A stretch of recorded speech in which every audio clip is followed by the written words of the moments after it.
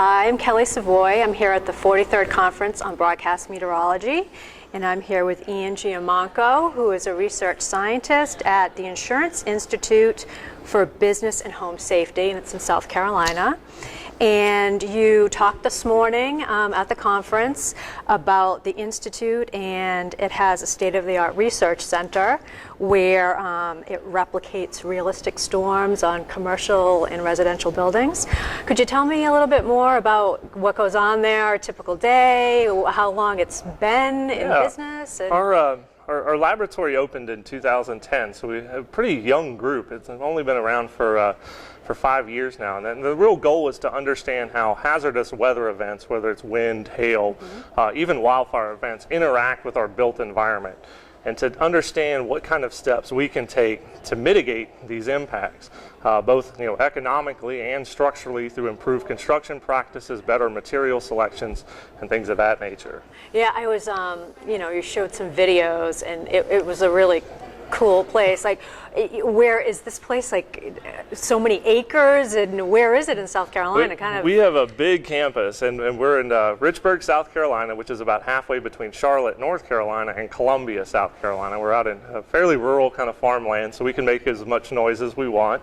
It is a very big facility. It's meant to do full-scale testing, so we can put even 2 side-by-side full residential structures into the wind tunnel facility and test these different types of hazards. So do you build one building without certain structural type things and the other one with it and see which one works the best? Yeah, a lot of it is that comparative testing. It gives you that compelling footage that shows you, really visualizes what improved practices can do. And when you see a roof come off of a conventionally built structure versus one that's fortified, you immediately say, I want that. Right. And understanding also how to mitigate that in terms of cost. And most of that, the things you can do are not, in the life cycle of your home, are really not very expensive at all. Right, you were saying there was footage of one commercial building where the entire building got wiped out, and if it was like $6,000 more spent, the structure would have stayed, which isn't a lot of money for a commercial type building. But you were also saying that some residential homes, it came down to maybe just taping like the insides of the roof so that it wouldn't flood. So, it makes sense to spend that a little bit extra. Very much, especially on the roof tape. It's just something you can do when you're having your home re-roofed. It's just ask them to seal the roof deck. And especially in hurricane-prone regions where you lose some shingles in a hurricane event, you start getting water that gets under there. And so having that secondary barrier is very important to reducing any water that may get in your home. And we all know, you and I know, as soon as you get water in there, we're going to have problems. Right. So, so you test on, was it hail, and what other types of natural type disasters do you test? What we've really focused on is hail impacts on roofing materials, so hail hazard. High wind environment, so thunderstorm outflow wind events, hurricane wind events. Hurricanes are always the major focus. Right. And ember storm attacks is associated with a wildfire. Large source of ignitions in wildfire events are generated by embers being transported from that wall of flame into a neighborhood, and various things may ignite. And of course the fire services are way over here dealing with the actual wall of flame, and there's nobody around to fight those structural fires. So now, is the Institute, is it nonprofit? Is it how are the tests funded?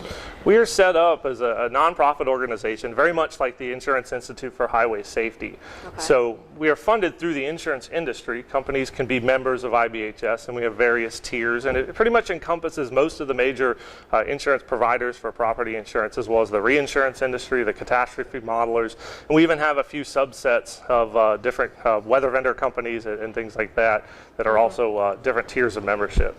So now, your findings, do you have those available online for consumers, contractors, anybody who wants to learn more about building materials? A lot of our work is at disastersafety.org.